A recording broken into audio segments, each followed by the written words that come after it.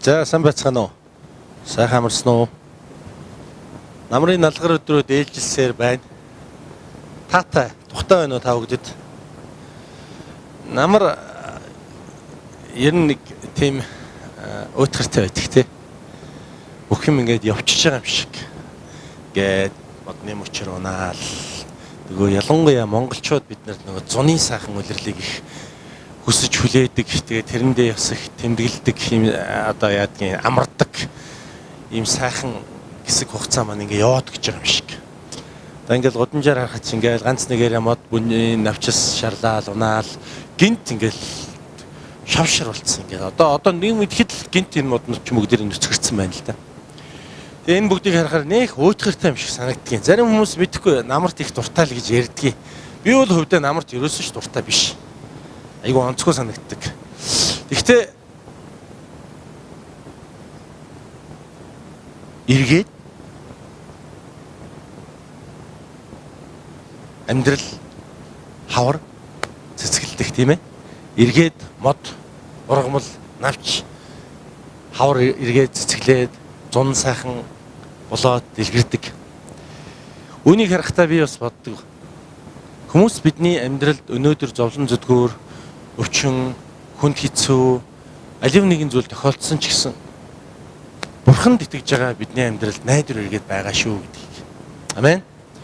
Бид өнөөдөр унж болно, босч болно, өвдөж болно, шаналж болно, хэцүү байдалд орж болно. Ямар ч байдалд бид нар орж болно. Харин хизээ нэгэн цагт Бурхан биднийг босгон байгуулах болно гэдэг итгэлээ бид нар алдахгүйгээр эзнээс зурах тэр мөчөд Бурханы сэргээн босголт ерөөл ивэл бидний амьдралд байх болно гэдгийг та бүхэн сануулъя хэлхийг хүсэж байна. Амен. Хажууд байгаа найздаа хэлэхгүй Бурханаас зураарай найз минь гэд.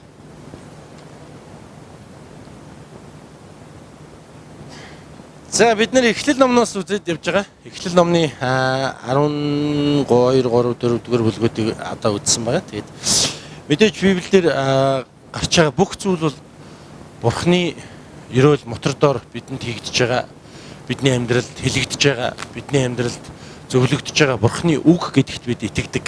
Амен. Энд гарч байгаа зүйлсүүд маань хэдийгээр олон жилийн тэртээ болж өнгөрсөн зүйлүүд ч гэсэн өнөөдөр яг энд байгаа ирчээрээ, хүчээрээ, энд байгаа ухагтхуунаараа өнөөдөр бидний зүрхэнд Бурхан өөрийн үгийг хэлж, үүний дагуу биднийг амьдрахыг Библи бидэнд зааж идэг. Тийм учраас бид нар Библийг Бурханы амьд үг гэж нэрлэдэг. Тийм биз? Энэ Бурханы амьд үгэн дотроос бид нар амьд Бурханы илэрхийлэлт, илчлэлтийг авч түүгээрээ бид нар энэ дэлхийн ертөнцийн амьдарч явах ёстой байдаг. Амьдарч явах ёстой байдаг. Тийм ч учраас Библийг бид нар маш олон удаа уншдаг. Маш олон удаа давтаал уншаад байдаг. Уншин, хаал уншин. Христ итгэдэг хүмүүс ер нь хэдэн янзын Библи уншдаг гэж бодож байна та бүхэн. Дотор ухагтхуунаар нь ярьж байгаа шүү. Гадны хэлбэр дүрсээр нь биш. Дотор одоо юугаар нь те бичигдсэн үг хэллэг илэрхийлэлээр нь ярьж байгаа шүү. Хэдийн янзыг уншдаг вэ? Нэг л үстэй. Библи нэг л утгатай үстэй. Нэг л юмыг ярьдаг үстэй. Өөр байд юм уу? Өөр байдаг бол надад хэлээрэй хөөе. Би чинь гоцрогдож байгаа юм шиг нь. Христ итгэгчдэр бүх амьдралынхаа туршид нэг л Библийг уншдаг. Яагаад гэвэл Бурхан нэг, Бурханы үг бас ганцхан. Амен. Тэндээс бид нар цорын ганц Бурханы гайхамшигтай илэрхийлэл илчлэлтийг авч өөрсдийнхөө амьдралд түүнийг хэрэгжүүлж эзний өрөөлийг авч амьдрах хэрэгтэй байдаг юм аа. За тэгээ Библийн хэсгээс бүгдээр өнөөдөр харах юм бол өнгөрсөн ишлэлээр харах юм бол Авраам чинь будаа уулгаж байгаа шүү дээ. Нөгөө 300 хэдэн цэргээр 4-5 хааныг бүгдээр ингэ хүүс тэмтэрч байгаа. Тэгээ тэр Хидроламерийн хаадуудыг бүгдээр ингэ хамсааттай боцоход тэгээ Авраам буцсан баг. Буцсан. Авраам буцаа явж байхад тэр одоо Библиэд өгүүлэгдэж байгаа өмнөх хэсэгтэр өгүүлэгдэж байгаа нэг хоёр хаан гарсан байгаа тий. Содом болон Гоморагийн хаан. Содом болон Гоморагийн хаан тэднэрт дийлдээд эд юмсаа олзлуулаад зүхтаасан байгаа шүү дээ. Хүмүүнээ олзлуулаад тэр олзлуулж явах явцад нь хөрхийн нөгөө Авраамын ач дүү гэж ярьж байгаа тий. Лот хамаг эд юмстайгаа хамтдаа тэр нөхдүүдэд баригдаад ингээ очсон. Тэгсэн чинь Авраам уурн хөрөнгөтэй шууд 318 цэргээ дагуулад нөгөө шивээ хактыг авах шилэн бөмбөг хэрэггүй гэж өнгөрсөн 7 хоногт дуулж муулаад санаж байгаа үстэй. Би сануулах гэдэг шүү дээ. Тэгээд нөгөө 318 цэргээ авангуудаа тэр бүхэл бүтэн 4 хааныг очиод бут нэр гэсэн. Юу тэр тэнд бут нэргээд хамаг юмсаа аваад ирсэн. Тэгээ аваад ирээд явж байхад одоо энэ чинь нэг нөхөр таарч. Салемийн хаан Мелхиседек гэж. Салемийн хаан Мелхиседек талах дарс аваад түүн дээр ирсэн.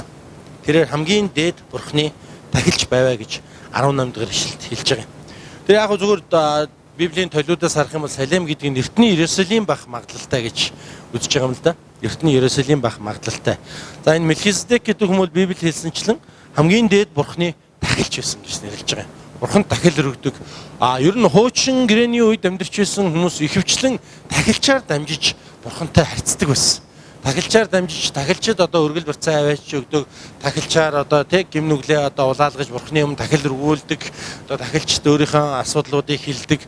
Угаасаа Библиэд ч гэсэн хэлэхдээ тахилч нарыг тэрхүү одоо яадаг хүн бурхан хоёрын хооронд холбоо суулгаж ингэж одоо нэрлсэн. Тэгээд тэд нар тийм үйлдэлүүдийг хийдэг гэсэн.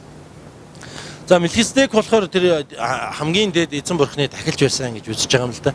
Тэгээ ер нь яг зүгээр Библиэс үзэх юм бол тахилч нар бол ихэвчлэн тэр Израилийн Левогийн хүмүүс ерөнхийдөө байдаг байсан. Гэхдээ Библийн түүхэнд ер нь бол хоёр харь үндэстэн хүн тахилч болсон одоо байх магадлалтай гэж үздэг байна лээ.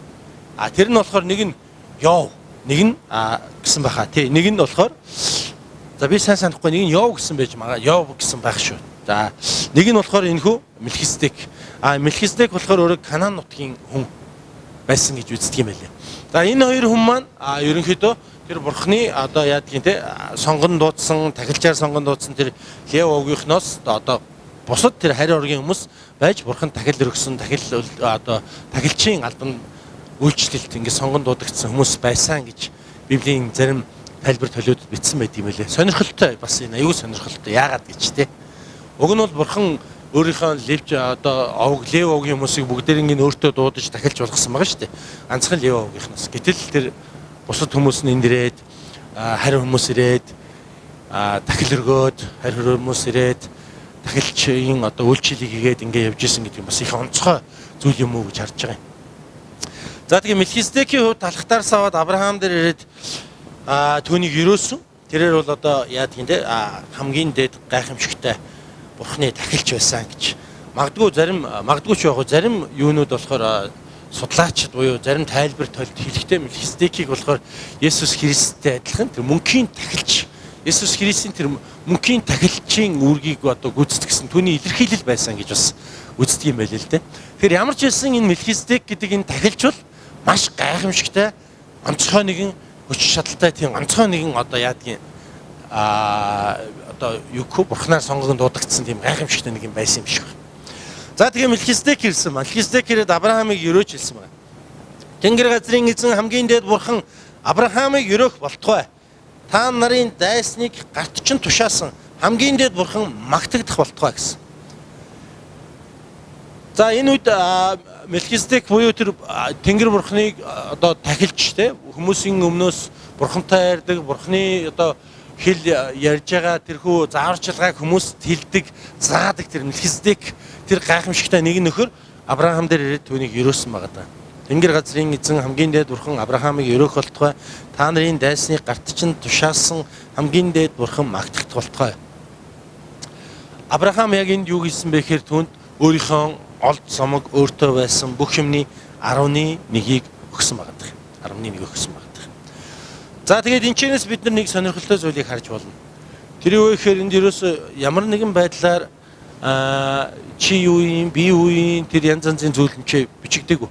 Энд ерөөсө юу болсон бэ гэхээр Мелхиседек гэдэг хүн Авраамыг өрөөсөн. Өрөөл буюу Авраам Мелхиседект хандаж одоо өргөл өргөж байгаа тэр 11-ийг өргөж байгаа өргөлийн асуудал энэ гарч байгаа юм. Тэгэхээр ер нь мэдээж Мелхиседек тухайн үед бурхны тахилч байсан. Тэр үеийн хүмүүс яадаг байсан бэ гэхээр бид нар хойш нь өргөх юм харах юм бол тухайн үеийн хүмүүс маань өөрсдийнхөө эд баялаг янз янзын зүйлсүүдийг бүгдээр ингэ тахилч нарт авчирч өгдөг байсан. Тахилч нар түүнийг нь 11-ийг нь өөрийнхөө хэрэглээ, өөрийнхөө амьдрал зориулж аваад үлдсэнийг нь бурханд өргөдөг байсан. Тэр Библийн хэсгээс, хуучин гэрээний хэсгээс тэр одоо зураглалыг бид нар харж чадна л да. Тэгэхээр ерөнхийдөө хүмүүс бидний хийх ёстой зүйл юу вэ гэдгийг бид нэр Библийн энэ хэсэгт маш тодорхой хэлсэн байгаа. Энэ ерөөсөө хүмүүс бид нар 11 гэдэг зүйлийг эзэнд талархалтайгаар өргөх ёстой гэдгийг. Амен. Энэ мэдээж хууль, дүрм одоо яадгийн те үндсэн хууль ч юм уу, эрүүгийн хууль ч юм уу, тийм зүйл биш. Тийм зүйл биш. Магадгүй энэчнээс бид нар Библийн хэсгээс сурагч нь ингээд харах юм бол ер нь 11-ийн өргөлийн талаар нэг их олон зүйл гарч байгаагүй. Бараг эхний хэллэгүүд, эхний хэсгийнхэн зүйлсүүдийн яг энэ хэсэгт гарч байгаа. Тэгэхээр Авраамийн хувьд тэр ялсан, яллалт, тэрхүү дийлсэн, дийлэлт, тэр амжилт энэ бүх зүйл хаанаас ихтэй вэ гэдгийг магадгүй Авраам өөрийнхөө зүрхэндээ мэдэж, ойлгож, итгэж, найдаж байсан баг. Тийм ч учраас тэр хамгийн дээд Бурхны дахилж болох Мелхиседек тэрхээр өөрийн бүх юмны 11-ийг өгсөн байдаг. 11-ийг өгсөн байдаг. Тэгээ бид нар хойш нь Библийн хэсгийг харах юм бол Авраамийн амьдрал гайхамшигтай сайхан өрөөлүүд олон ирдэг. Түгээр дамжиж хүмүүс хүн төрлөختөн бүгд өрөөгдсөн, аврагдсан олон гайхамшигтай зүйл байгаад байдаг.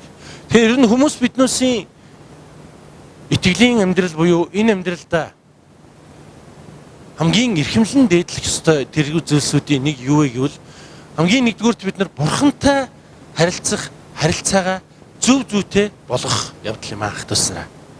Амен. Эхнэр нь ногооны салаатанд дуртай. Тийм үү? Тэгсэн чинь эхнэр нь за би таргалчна гэд өдөр болгон ногооны салаад идээд ивэл тэр нөхөр тэр хүүхний хажуу тогтох уу? Ирчүүдээ тогтох уу? Үгүй гэж авчин. Яс эхнэр чинь цөөнгөөс юмтхан байна уу? Цөөнгөөс юмтхан эхнэртэй болох гэдэг нүг. Ер нь бол хэцүү. Статистик боо юм болно шүү дээ. Ер нь бол заримдаа тэгдэж шүү дээ. Манайхан чинь манай ээжүүд нөгөө нэг дайет буюу турах юм хийж нэгэд гэр бүлээр нь авчиад дайет хийлгээчдэг те. Өөрөө л дайет хийх мөрөөрөө хийн эцтэй. Тэр нөхөр хүүхд ямар гай болсон ч авсан. Идэх юм идэл явна эз. Тэгэхээр ер нь эсвэл яадгийн те нөхөр нь цөөн дуртай байлаа эсвэл өөхтөө мах хавирган дуртай байлаа гэд өдөр болгон мах чануулаад ихнэртэй хэдүүлээд ивэл тэр ихнэр хэцүүднэ. Бүдүүн тарган яад одоо янз янзын хэцүү асуудлууд түүний амьдрал тохиолдно. Мэдээж эрүүл мэндээр гохирно. Олон юмнууд байгаа тэр тий. Тэгэхээр эхнэр нөхөр хоёр магадгүй нэг нь ногооны салаад нь нөгөөх нь цөөн дуртай байгаа бол сондгоо тоотоо өдөр ногооны салаад тэгш тоотоо өдөр цөв байна. Эсвэл орой хоолн дээр цөөн өглөөний хоолн дээр ногооны салаад. Иймэрхүү байдлаар зогсож амьдрахгүй бол ойлголцож амьдрахгүй бол болохгүй. Ерөөсөө болохгүй. Тэгэхгүй л тэгж авсаар хагаад нэр энэ амьдрал чинь тэгээд удахгүй эхнэр нөхөр хоёр нэг нэгнийхээ эсрэг ярьж хилээд тэгээ хэрэлдээ дуралдаад сална. Тэгээ эхнэр нөхөр хоёр ойлголцож гэмээр тэр ойлголцож байж гэмээр тэр амьдрал урт удаан хугацааны туршид үргэлжлэх боломжтой. Тэгэхээр хүмүүс бид нар энэ амьдрал дээр урт удаан хугацааны туршид амжилттай, амар тайван, аз жаргалтай амьдрахын тулд юу хийх ёстой вэ гэхээр хамгийн нэгдүгээрт бид нар биднийг бүтээсэн бидний ерөөлийн өхөнц болсон Бурхантай уулзраа олох явдал байгаа маа хтасан. Бурхантай уулзраа олох. Бурханы өмнө бухан үзүү гаргаад идэг бид нар. Тэгээд яадаг вөхөр асуудал үүсээд идэг. Бид нар Библийн хэсгийг одоо хараад ингээд хоошоо үргэлжлүүлээд явна. Хуучин гэрэн дээрээс маш олон хэсэг дээр Израилийн ард түмний уналт нь. Ер нь хамгийн ихний уналт хаанаас үүссэн бэ? Эхлэл номон дээр байгаа шүү дээ. Тэ? Адам, Ева хоёр унсан уналт. Юунаас үүссэн? Бурхантай уулзраа олоогоос болсон шүү дээ. Нөгөө яг л адилхан шүү дээ. Цөөн ногооны салааттай яг адилхан байхгүй юу да. Бурхан одоо юу гэдэг чинь те? За ногооны салаат идэрээ тэгээ хаяа цөөн идэрээ гэсэн чинь нөгөө хоёр чинь шал хаан хамаагүй эсвэл дандаа ногооны салаатыг нэтэх гээд эсвэл дандаа цөөнгийн нэтэх гээд арьцсан тэл яг л байгаа. Бурхантай ойлголцоогүй. Бурхан уг нь ойлголцох зүйлүүдийг хэлсэн. За чи ингээрээ, тэгээрээ, тэрийг хийгээрээ, энийг нийтээрээ, энийг битээ идээрээ. Хүн ер нь яг шамаараа үг хэлдэг. Ойлголцох гэж ярьдаг, хэлдэг тийм үү? Тэгвэл хүнд бурхан яг л түүнийг хэлсэн. За чи энэ нодны жимснээс битээ идээрээ. Бусанд нь хурж болно, идэж болно, хэрглэж болно, арчил. Тэгээд эзэмш. Бүгд нь хэлсэн. Тэгсэн чи яасан бэ? Хамгийн болохгүй гэсэн зүйлийг нөгөө ирж очиж. Нөгөө ирж гिचтэй ер нь бол нөгөө нэг штэ. Яс юм дээр бол энэ нэгүүдээс бол ер нь их учир үүсдэг шүү дээ. Тэгээд мөрөөрөө өөрснөө явахгүй. Тэгээд нөгөө мөөрхий гимгүү амтанд авчиж өгөө. Тэгээд хаа хамаагүй хамсаатан болоод хам эрэхтэн болоо одоо ингээд бүгдээрээ ингээд гимтэн болоо явчих. Нөгөө яваа очиод ер нь бол идсэн штэ. Идсэн. Тэгээ идээд мөрөөрөө идэхгүй авчираад Адамын аманд хийцэн. Нөгөөх нь мангар сарайлж байгаа татцсан. Тэр чи болно шүү дээ. Уг нь юу юм хаа хүү болчи яах ч байгаа ийх ч байгаа. Чи бурхан ингэсэн шүү дээ тэгсэн шүү дээ гэж хэлж ярьж болно шүү дээ. Гэтэл баярлаа. Гэтэл тийм юм байхгүйгээр тэгээ мангаж байгаа идсэн. Тэгээ яс юмн дээр бурхан гараад ирсэн чи Авраам амир хэрүүлж болчихж байгаа шүү дээ. Юу яриад байгаа юм? Таны надад авчиж гисэн хүн чинь Адам шүү. Таны надад авчиж гисэн хүн чинь идгээд би идсэн. Тэр Еватай уг нь тэгж хэрэлдэх гэсэн байсан байхгүй. Тэ? Еваг ингээд тэр нөгөө нэг жимс итгэхэд ингээд гараа сарвалзуулаад ингээд магадгүй тэр могоо авч өгөөг нь ойлгомжтой. Могоод ямар гармаар гэж байх биш. Тэгээд тэр жимс итгэхэд ингээд гараа сарвалзуулаад явж яхад нь Адам ч одоо хажуудал байсан байлгүй дээ. Тэгээ гармарын тас цохих хэрэгтэй шүү дээ. Тэгээ болчи гэ тэрнтэй уг нь ярих хэрэгтэй байхгүй. Тэгсэн чинь нөгөөг чинь дуугаа идээд баах юм болж болчингуудаа бурхан хүрээд ирсэн чинь бурхантай бол өстой харин ч амаа оролт болж байгаа шүү дээ. Уучлаарай бурхангаа та яах гэж ирнэ Еваг надад өгсөн. Тэр Ева ч надад авчирч өгөөд би идээд ингээ баларсан гэдэг асуудал ирсэн. Тэгэхээр хүмүүс бид нар хоорондоо ойлголцож ээж гэмээн зөв зүйтэй амар тайван аз жаргалтай амжилттай амьдрал үүснэ. Нэг багийн хүмүүс ч гэсэн ялгаа байхгүй. Бид нар өнөөдөр бурхны хаанчлал дотор амьдарч байгаа нэг багийн хүмүүс гэж би ойлгодог. Амен. Нэг баг биш бүр нэг биеийн хүмүүс. Нэг биеийн нэг эргэтэнгүүд гэж Библи биднийг нэрлсэн байна. Зарим нь толгой, зарим нь хөл, зарим нь хуруу, зарим нь одоо яад юм те. Бус эргэтэнгүүд гэж хэлсэн байна. Энэ эргэтэнгүүд бүгдээрээ нэг нэгэндээ хэрэгтэй. Бүгдээрээ нэг нэгэндээ хэрэгтэй. Бүгдээрээ бодъё доо. Ер нь биднэрт ингээд хоёр нүд хэрэгтэй юу? Нэг нүдээрээ та нар харж чадж гэнэ үү? Харж чадах уу? Ингээд харж за надад дуурайгаа тараарай. Харж чадж гэнэ үү? Чадж байгаа сте. Тэгвэл энэ нүдээр яах юм? Тухан дээрээ ганц нүдтэй байл та. Энд чинь нэг том нүдтэй байл та хэвчээ. Сайхан уу? Ямар ч байсан бурхан бидэнд хоёр нүд өгсөн. Тэр хоёр нүд хоёлаа л хэрэгтэй бидэнд. Хоёр гар хоёлаа л хэрэгтэй. Хоёр хөл хоёлаа л хэрэгтэй. Ер нь ингээд хараад байхад хүний баг бүх юм хоёр мөртлөө ам ганцхан байдаг те. Ам ганцхан. Ам гэдэг чинь амар аюултай. Ам хоёр байсан бол өстой балаг нь авч байгаа та. Оо ийшээ хараас нэг дуулаад энд нь очиж хэрэлдээл те. Нөгөө ам дуулж ин чи дугаа байж л та гэл нэсэн. Өөр бөө юм болж байгаа. Бид нар өнөөдөр бурхны дотор нэг эрхтэн. Нэг бие. Тийм учраас бидний зорилго нэг байх ёстой. Бидний хандлага нэг байх ёстой. Бид ойлголцдог байх ёстой. Бид ойлголцож ярилцаж нэг баг болж иж бид нар амжилтанд хүрнэ. Эзэж тэхгүйгээр тийм үү? Одоо яадгийн ингээл нэг нь өөр юм боддог, нөгөөх нь нэг юм боддог тий. Тэгээ ингээд яваад байвал энэ чуулган, энэ сүм, энэ хаанчлал ямар ч амжилтанд хүрэхгүй. Библи хэлсэн байгаа. Хаанчлал хэрвээ дотроо хуваагдах юм бол нурж унана гэж тийм ээ. Хаанчлал хэрвээ дотроо хуваагдах юм бол нурж унана гэж Есүс өөрөө хэлсэн байгаа шүү дээ. Тэгэхээр эзний хаанчлалын төлөө явж байгаа энэ хүү гэр бүл, энэ хүү бие, энэ хүү Христийн бие чуулган, сүм нэг бодол, нэг хандлагатай байж иж бид нар амжилтанд хүрэх шүү гэдгийг та бүгд би хэлхийг хүсэж байна. Тийм болохоор бид нар сураарай гэдэг байгаа. Үйлчлээрэй гэдэг байгаа. Юулийн хор цуглаанд ирж байгаа хүмүүс маань эхнээсээ ихсүүлээд сургалтын тодорхой дистратай системээр явж иж дараагийн үйлчлэлдээ ахлагчийн үйлчлэлийг хүлээн авдаг. Яагаад? Бид нар бусдаас нэг мундаг учраас заах гэдэг юм биш. Бид нар өнөөдөр хүнд итгэдгийн, юуны төлөө явдгийн, яах гэж бид нар өнөөдөр энэ ч цугладгийн гэдгийг бүгдээр ингэ системтэйгээр бид нар нэг нэгэндээ зааж ойлгуулж тэгээд үндсэн нэгдсэн ойлголттой болж бид нар амжилтанд хүрнэ гэдэг. Тэхийн тулд бид нар нэг нэгнээсээ сурдаг, заадаг, ярьдаг, ойлголцдог. Тэгэхээр ах トゥ уус нар минь бид өнөөдөр энэ дэлхийн ертөнцийн амар тайван, амжилттай, зөв зүйтэй, сайн сайхан амьдрахыг хүсэж байгаа бол хамгийн нэгдүгээрт бурхантай уулзраа олоорой гэж би та бүхэнд хэлхийг хүсэж байна. Амен. Бурхны өмнө бид нар хийх ёстойгоо хий. Хүмүүс минь. Бурхны өмнө бид нар байх ёстой газараа бай, хийх ёстой зүйлээ хийцгээе. Энэ ам минь хэлэх ёстой зүйлээ хэлэг. Энэ нүд минь харах ёстой зүйлээ хараг. Энэ толгой минь бодох ёстой зүйлээ бодог Бурхны өмнө. Амаараа хэлэх ёсгүй зүйлээ хэлдэг. Нүдээрээ харах ёсгүй зүйлээ хардаг. Толгоогоороо бодох ёсгүй зүйлээ боддог. Гараараа хийх ёсгүй зүйлээрээ хийдэг. Хөлөөрөө очих ёсгүй газараа очдог бид нар. Тэгээд Бурханаас Бурхан та хаана байна гэж бид нар асуудаг. Би Мөнхбаатарын гэрт очиод эхнэрийгээ хайгаад байвал чи сонин бицтэй. Шүрээ чи хаана байна гэд хайгаад байвал. Эсвэл яадаг юм Мөнхбаатар манад ирчингүүтээ од ирлээ чи хаана байна би хоолоо идье гэд хайгаад байвал сонин бицтэй. Манай гэрээс надтай хамааралтай манай эмийг л хайж болно.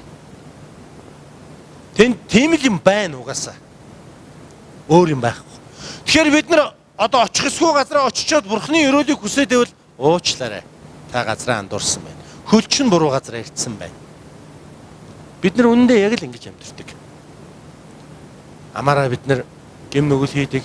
Тархиараа бид нар гим нүгэл хийдэг. Нүдэрээ бид нар гим нүгэл хийдэг. Хөлөөрөө гараараа бид нар гим нүгэл хийдэг. Бүгдээрээ бодоод үзье та. Архинд цогтцсон, мансуурцсан, бааранд, найт клабд ч та нар нэг сайн мэдээ тараагаад үзтээ. Яах вэ? Нэс нэг салам нүдүүлнэ гэдэг шиг айгүй салам нүдүүлээд гарч ирэх байх тий. Одоо эсвэл бид нар нэг тэр одоо яа тийм төрийн ордны дотор ч юм уу ороод эсвэл нэг одоо яадаг юм те тийм нэг улс төрийн байгууллагын дотор оронгуудаа албан тушаал ёс чором энэ төргээд манис ингэж орилох юм бол яах вэ? Дорн цогдаад цагтаа дуудаад манис гаргаа хийж шít. Тэгээ бид нар байх ёстой газараа байж хийх ёстой юм а хийх ёстой. Тэгжээж бид нар Бурхны өрөөл нэгүслийг авах ёстой. Библи хэлсэн байдаг нэг үг байдаг. Та нар миний дотор бай. Тэгвэл би та нарын дотор байя гэж хэлсэн байдаг. Амин. Библи үнэхээр хэлсэн үг бол энэ. Эхлээд бид нар Бурхныг хүсэмжилж Бурханд бид нар өөрсдийнхөө зүрх сэтгэлийг нээж өгч өөрсдийнхөө амьдралыг өрг тэр үед бид нар Бурхныг таньж мэдэх болно гэдгийг Библи хэлсэн байдаг. Тэрнээс бид нар Бурхан наашир намайг өөрийгөө харуулаач. Хэрвээ таалагдвал авъя, таалагдахгүй бол болиё гэд бараа авч байгаа юм шиг тий. Хүмүүс яг ингэдэг байхгүй. Тэр Бурхны чи би мэдчихмээрээ. Хэрвээ мэдчих юм бол тий өмсөд миний хөлөнд гоё таарч ивэл би энэ гутлыг хөдөлтөж амна гэж байгаатай яг адилхан ярих гэдэг байхгүй. Хүмүүс хэлсэн талаар ярих тий.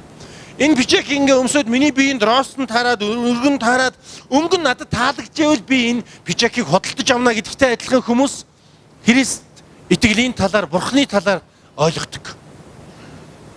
Бурхан гарч ирээд надад мэдэгдээд хинбэ гэдгийг харуулад намайг сайхан ивээгээд өрөөгөөд надад сайхан үйлчлээд домбоноос гарч ирж байгаа бэрд шиг миний өмнө би юу хийж хөө эзэнт минь гэж зогсчихвол би итгэя гэж зарим хүмүүс андуурдаг.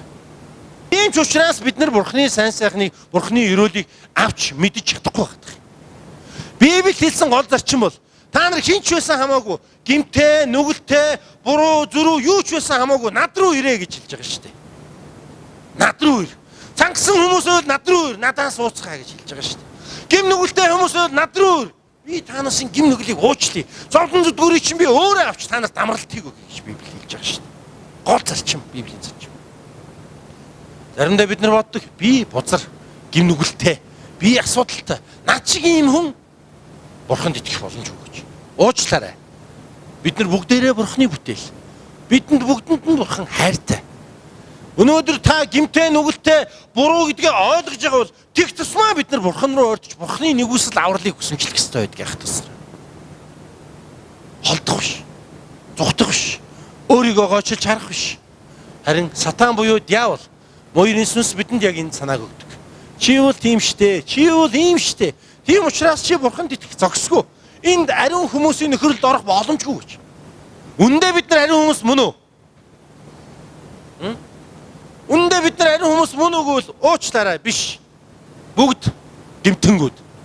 Би бол бүр амир гэмтэн шүү. Та нарыг хилээд байгаа юм биш ганцхан. Бид нар бүгдээрээ гэмтэнгүүд. Харин бид Бурхны нэрээр цуглаад Бурханд итгэх тэр мөчид Есүс Христийн цус биднийг ариусгах тийм ах тусраа. Тийм учраас бид нэр өөрсдөө заримдаа ариун хүмүүс, заримдаа өөр хүмүүс биднийг ариун гэдэг ингээд цаасан малгай өмсгöd идэв. Есүс ариун учраас Есүс итгэсэн итгэлээр дамжиж бид ариусж байгаа байхгүй юу? Амен. Тийм болохоор бид нэр ариун байх ёстой гэдгийг Библи хэлсэн. Тийм ээ? Та нар за одоо саяны хоёр ишлэг холбоо. Та нар миний дотор бай, би та нарын дотор бай. Тэгээ яах юм? Есүс бид Есүсийн нүмер нөөлгийг эрэлхийлээд Есүсийн буулганд орох тэр мөчөд Есүс Христ бидэн дээр ирж байна.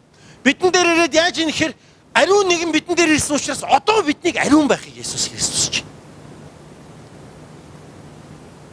Та нар миний дотор бай, би та нарын дотор бай. Тэгээд ариун гэдэг ишлэл дээр би ариун учраас та нар ариун бай гэж Библи хэлсэн шүү дээ. Та нар ариун учраас би ариун бай гэж хэлээг байхгүй юу? Нөгөө нэг монгол хэлд юу гэдэг вүлээ? Өгүүлбэрийн эзэн юу ингээд солигдоод яваад байгаа шүү дээ, тий? Харах юм бол. Тэгэхээр ах トゥ усан хүмүүс бид нар өнөөдөр энэ дэлхийн ертөнцийн амжилттай амьдрахын тулд зөв зүйтэй эзэн морхны ёроолыг авч амьдрахын тулд хамгийн нэгдүгээрт бүтээгч учраа олох хэрэгтэй. Бүтээгч учраа олох хэрэгтэй. Зурагт ямар үүрэгтэй вэ?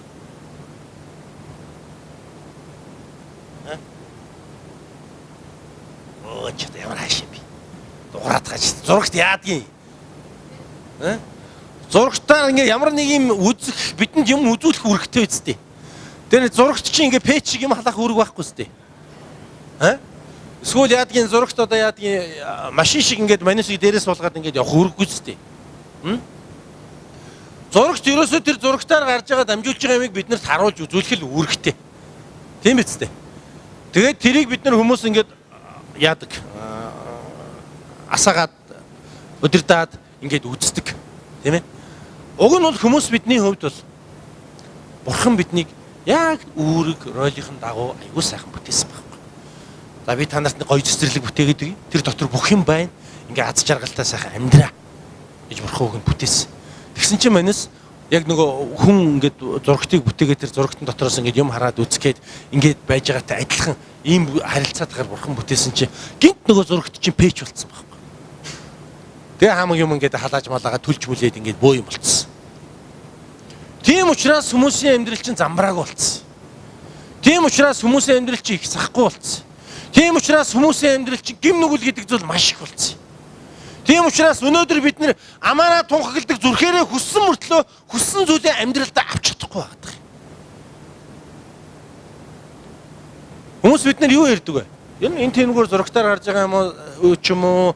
Энэ тэн цугларалт моглоралтын дээр очиод ингээд хүмүүсийн ихэвчлэн хүсдэг зүйл юу вэ?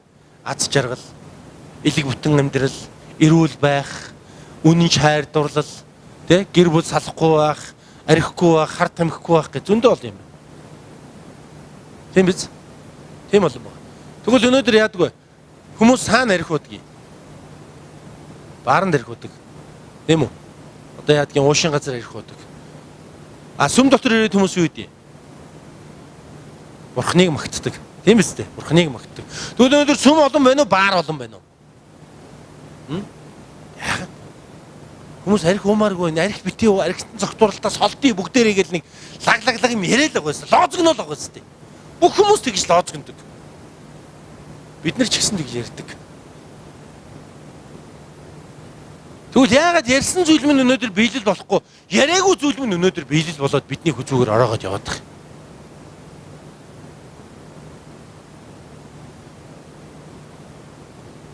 Ах トゥ усан.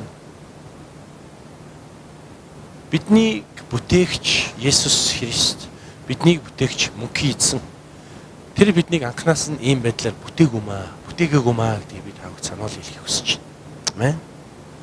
Биднийг үнэхээр Бурхан гайхалтайгаар бүтээсэн. Маш гайхамшигтайгаар Бурхан биднийг бүтээсэн. Тэр гайхамшигтай бүтээл өнөөдөр ч гэсэн оршиж байгаа. Тэр гайхамшигтай бүтээл өнөөдөр ч гэсэн энэ дэлхийн ертөнцийн амьд хിവэрэ баг. Харин бид нар нэг зүйлийг хийх хэрэгтэй. Тэр үйл Бурхантай уулзрах хэрэгтэй. Бурхантай уулзраа олж, Бурханаас бид нар сонсож, ойлгож, итгэж, дагаж, Бурхантай бид нар уулзраа олж амьдрах юм бол бидний энэ насны амьдралд эзэн өрөөлөөх нь дамжиггүй гэдгийг би таавд хэлхийг хүсэж байна. Амен. Ийм болохоор ах トゥ усан Библиэд хэлсэн Бурхан бидэнд санал болгосон, тушаасан тэр тушаалуудыг бүгдээрээ өгчлэн биелүүлье. Ёсчлон биелүүлье гэж би таавд уриалж байна. Амен. За ингээд Салемын хаан Мелхиседек талхтаар савд Авраам дээрээ Авраамыг өрөөсөн. Авраам яасан бэ гэхээр өөрт байсан бүх зүйлийнхээ 11-ийг түүнд өгсөн. Энэ маань ямар нэгэн тайлбар илүү дутуу юм хэрэггүй. Энэ бол Авраам хийх ёстойгоо хийсэн, Мелхиседек хийх ёстойгоо хийсэн. Тэр хоёр бүгдээрээ хийх ёстойгоо л хийсэн. Тэгэхээр өнөөдөр ч гэсэн бид хүн Бурхны өмнө хийх ёстойгоо хийцгээе гэж би та бүхэнд уриалж байна. Амен. Бурхан бидний хийх ёстой зүйлээ аль хэзээний хийцэн. Аль хэзээний хийцэн. Тэр юу ийсэн? Загалмаа дээр цовдлогдсон нас барж, оршуулгадаад үхлээс дахин амилсан. Есүс Христ. Энэ хэний төлөө хийсэн ажил юм? Энэ тэнгэрт оршиж байгаа аавынхын төлөө хийсэн ажил. Энэ яс хин ядгийн амьтдыг аврахын тулд тэр туулаа нохоо чоныг аврахын тулд Есүс Христ загалмаа дээр цовдлогдсон юм уу? Таныг намайг хүн төрлөختөн биднийг аврахын тулд Есүс энэ ажлыг хийсэн байна. Амен. Тэгэхээр Есүс хийх ёстойгоо хийсэн, одоо бүгдээрээ хийх ёстойгоо хийж амьдарцгаая гэж би та бүхэнд уриалж байна. Амен. Ажид оогоонаас дэлэхгүй Бурхны өмнө хийх ёстойгоо яа найз минь гээд.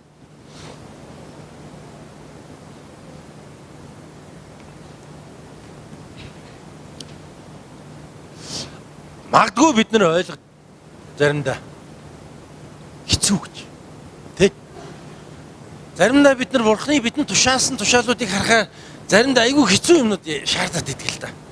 Дайснаа хайрл гэж. Дайснаа хайрлах амархан уу?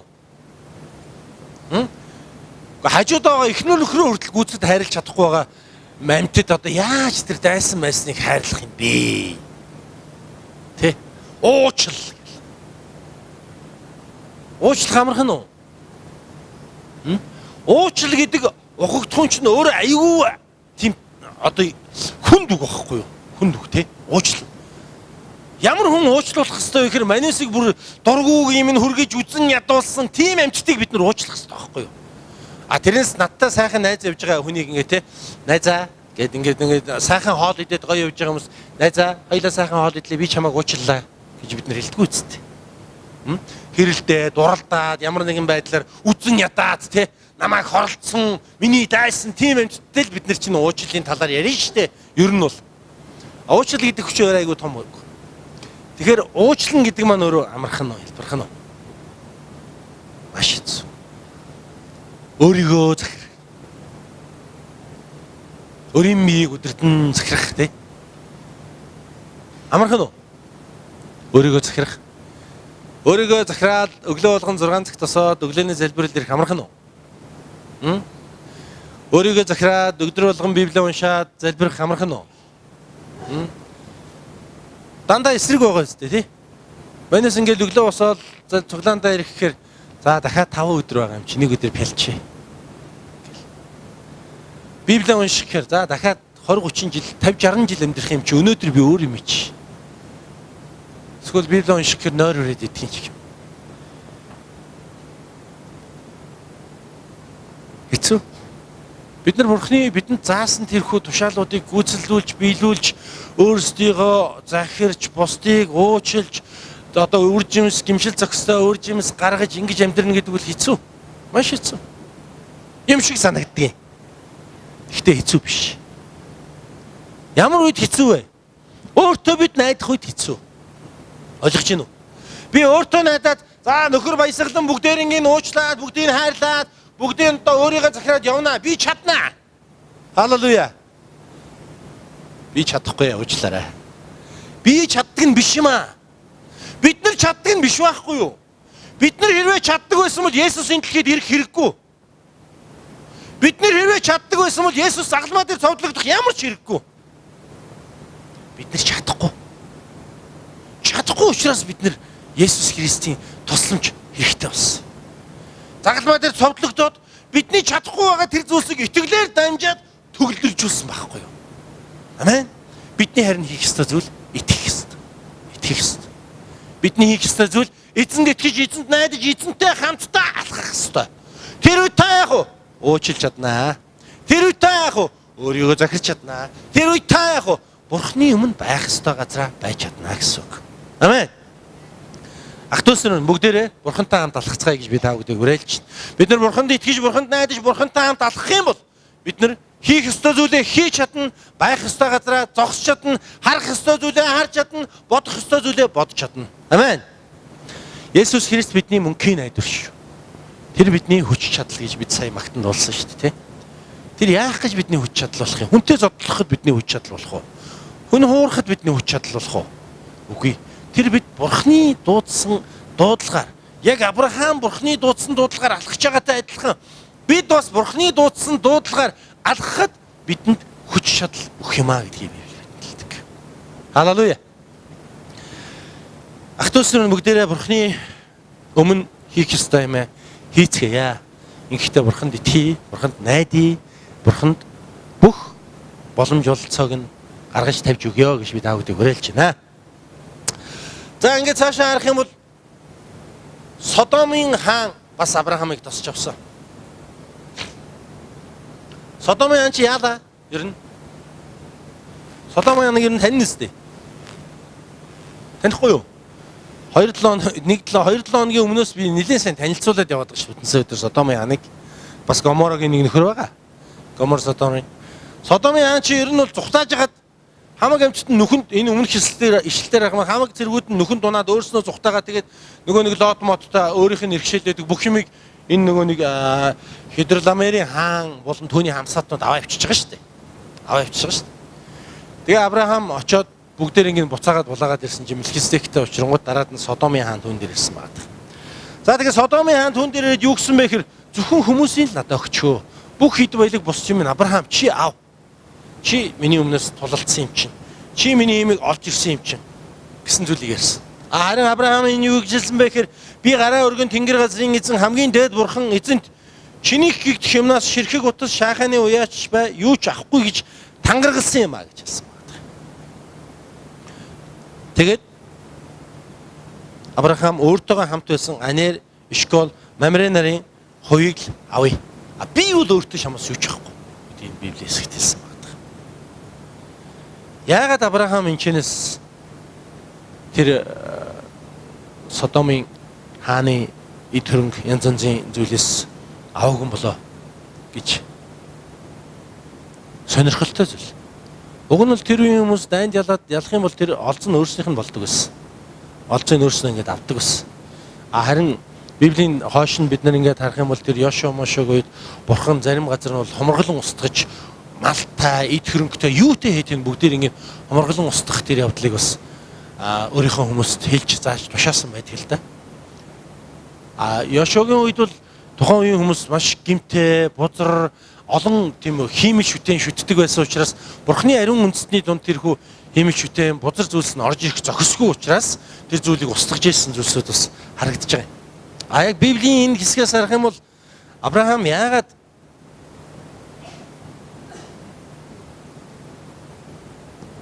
Содомын эд хөрөнгнөөс юуг нь авахгүйгээр явсан болоо гэж нэг тайлбар байгаа. Авраам өөрөө хэлсэн байна. Би Авраамыг баян болгосон гэж чи хэлэхвээ гэж. Амен. Авраамын хувьд түүний зориг, түүний хүсэл тэр бүх зүйл эд хөрөнгө гол нь байгааг баг л та. Эд хөрөнгө гол нь байгааг баг. Авраам Бурхныг дуудсан. Бурхан Авраамд амласан шүү дээ. Би чамайг сүү бал бурмаар бэлгсэн газарт аваач. Чиний үрсийг би далайн иргэн элс мэт болгон тэнгэрийн одод мэт болгоно. Ерөөлөө бурхан өгсөн. Тэгвэл Авраамын найдвар, Авраамын өв, Авраамын эд хөрөнгө тэр бүх зүйл цорын ганц бурхан байсан. Бурханаас байсан. Тийм ч учраас Авраам тухайн үеийн тэрхүү эзэлсэн, авсан одоо ядгийн тэр Содомын хүмүүсийн юмнаас аваагүй. Тэрээр хэлэхдээ би бурханд амласан гэж хэлсэн байна. Би бурханд амласан энэ юмнаас юу ч авахгүй гэж амласан. Христ итгэгч хүмүүс бурхны өмнө ярьж байгаа зүйлдээ хариуцлагатай байх ёстой гэдгийг бид нараас энэ хэсгээс суралцж чадна. Бид нар заримдаа үнэндээ хариуцлагагүй зан гаргадаг. Өндөрлөл дээр худлаа ярьдаг. холигддаг. Гэртээ байж иж машинтай бөглөрөнд явж ийн гэж хэлдэг. Заримдаа бид нар үнэндээ хүмүүсийн өмнө удлаа зан гаргадаг. Бурхны өмнө ч гэсэн бид нар заримдаа үнэндээ Бурхныг хуурж байгаа юм шиг арчаагүй, уйггүй зан гаргадаг.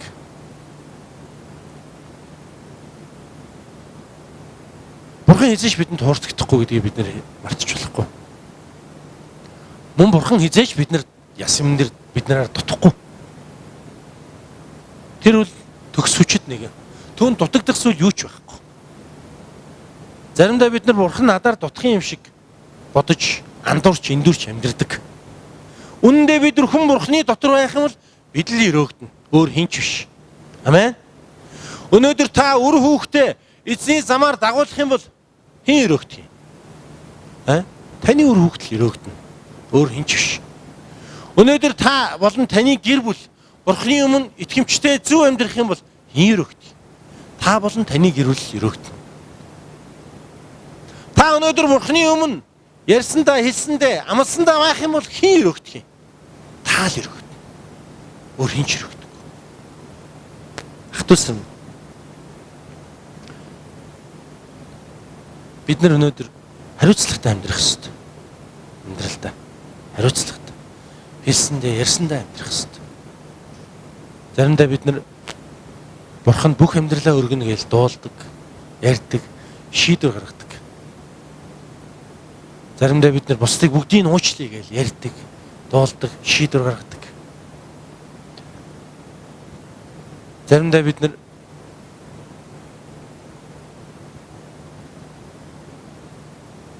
Бурхны өмнө ирээд маш олон шийдвэрүүдийг гаргадаг. Харин та өнөөдөр эргээд гаргасан шийдвэрүүдийг хараасаа гэж би хүсэж байна. Таны Бурхны өмнө гаргасан тэдгэр шийдвэрүүд өнөөдөр биелэл болсон уу? Таны Бурхны өмнө гаргасан тэр шийдвэрүүд өнөөдөр хэрэгжиж байна уу? Тэр шийдвэрээ хэрэгжүүлэх юм бол та л өрөөгдөн ах トゥ уснараа. Амен. Та Бурхны өмнө амласан амлалтаа биелүүлэх юм бол та л өрөөгдөн. Өөр хинч танд л хэрэгтэй. Тийм учраас найзууд минь бүгдээрээ эзний өмнө хариуцлагатай байцгаая. Амлсан амлалтандаа тууштай байцгаая. Энэ дэлхийн ертөнцийн ч гэсэн бүгдээрээ найзуудаа, бус хүмүүст, ажил албаныхаа хүмүүст аюу нэг зүйлийг амлсан бол тэр амлалтандаа хариуцлагатай амьдрцгаая гэж би та бүхэнд уриалж байна. За тэгээд Авраамын хэлж байгаа нэг гайхалтай үг байгаа. Би Авраамыг баян болгосон гэж чи хэлэх вэ гэж. Учир нь бол Авраамын найдвар хүнээс байгаагүй. Эд баялагнаас байгаагүй. Харин Бурханаас байсан байхгүй. Бурханаас байсан учраас тэрээр Бурханд найдсан. Нөгөө талаасаа Авраамаар дамжиж Бурхан бас өөрийнхөө хинбэ? Өөрийнхөө ямар хүч чадалтай вэ? Ямар гайхалтай вэ нэгэн бэ гэдгээ бусдад бас харуулах тэр агуу төлөвлөгөө байсан. Яг Израилийн ард түмнэр дамжиж хийсэн шиг. Бурхан Авраамыг дуудаад агуу үндэстэн болгосон шүү дээ. Тийм ээ? Агуу үндэстэн болгосон.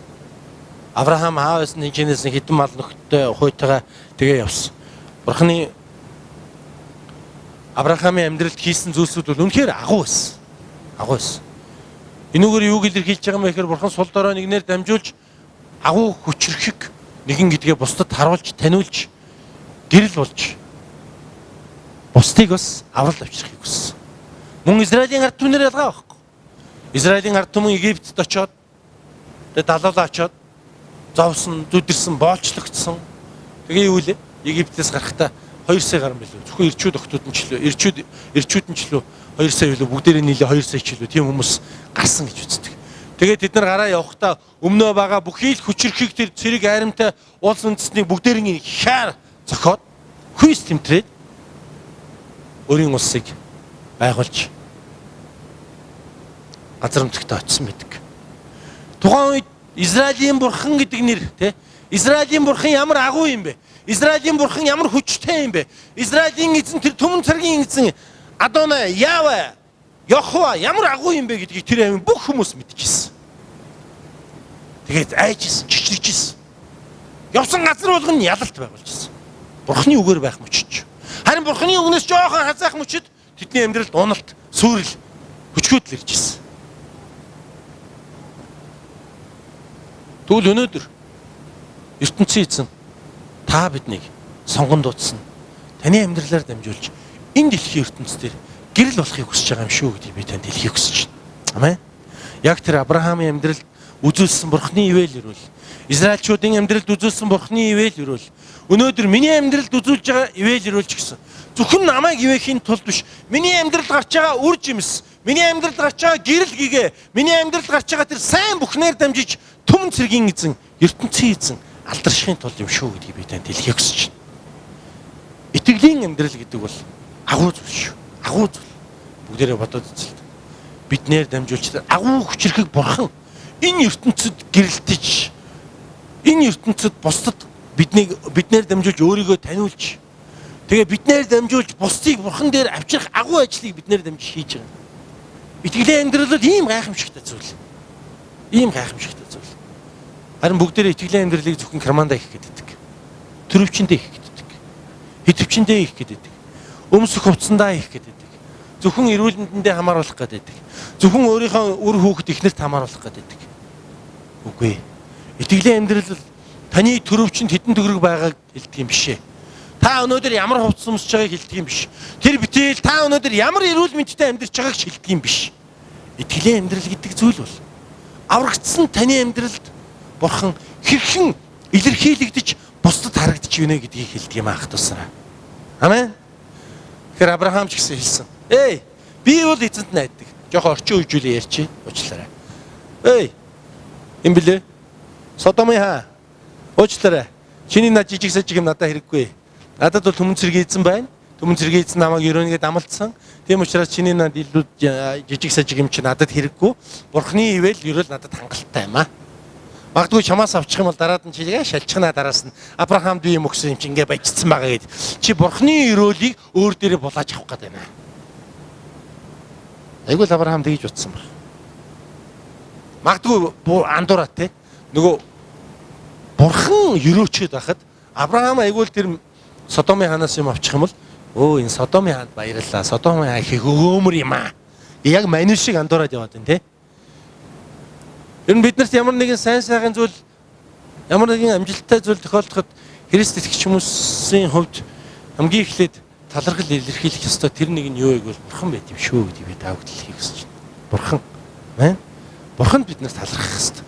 Заримдаа бид нар энэ нийгмээс болоод, заримдаа хажууд байгаа ах дүүс нараас ч юм уу, ажил албаныхнаас ч юм уу болоод ичээд тийм юм хэлдэггүй л дээ. Тийм хэлдэггүй те. Найздаа баярлалаа, хамт олондоо баярлалаа, эхнэртэй баярлалаа. Бурхан хайцсан бэ. Дээр нэг болсон явдал байдгийг би бас ярьж гээ. Та нар сонсч ирсэн байж магадгүй. Нэг хүүхэдтэй болдгоо гэрүүл байжээ. Хүүхэдтэй болдгоо гэрүүлсэн. Тэгээд пастортаа хэлээд пастортаа ярьж хөрсөн баха. Тэгээд пастор нь залбираад, нилээх залбираад тэгээд нилээ хэсэг хугацааны дараа нөгөө ирж хүүхэд олчих. Тэгээд хүүхэд болоод ирсэн. Дахиад пастортойгоо хоол идсэн. Пастортойгоо хоол идсэн чи эхнэр нь пастора үнэхээр Бурхан талархлыг өргөж байна. Би жирэмсэн болсон. Та миний төлөө залбирч өгсөн учраас танд баярлалаа пастор гэл. Тэгэл хоолоо идсэн нөхөр нь хажуунаас хүй би хаана байна? Би яач вэ гэдэг. Үндэ бүх боломж олцоо Бурханаас байдаг шахтасараа. Амен. Бүх боломж олцоо Бурханаас байдаг. Бүх ёроол Бурханаас байдаг. Бидэнд өгөгдсөн бүх уучлал, нэгүсэл, ивэл Бурханаас байдаг. Тэр болгоныг бид нэр хизээч мартаж болохгүй. Авраамын хувьд магадгүй энэ айгүй их тийм нөгөө Бурханаар сонгонд дуудагдсан хүн учраас айгүй мэрэгүү ухаантай одоогор бол их мууснаатай нөхөр байсан юм шиг байна тий. Тэгээс боли энэ гачийн юмнаас нь одлогцсон юм авчих юм бол дараад нь айгүй бол би өөрөө хадуураад энэ Содомын хааны өгсөн юмны буйнаар эдэн сайхан малынхаа буйнаар сайхан амьдарч байна гэдэг шиг тий. Тэрний буйнаар ингээ сайхан амьдарч байгааг андуурах хийдэг юм уу тий. Тийм байсан баг. Гол зүйл нь Авраам Бурханд дуудагдсан гэдэг дуудлагатай итгэжсэн тэр Бурхан намайг ерөөнө гэдэг тэр ерөөлд итгэжсэн. Тийм учраас тэр аливаа нэг Бурханы ерөөл Бурханы алдрыг бусадтай хуваалцахыг хүсээгүй. Бусдаа хуваалцахыг хүсээгүй. Тэгэхээр ахтуусаа бүгдээрээ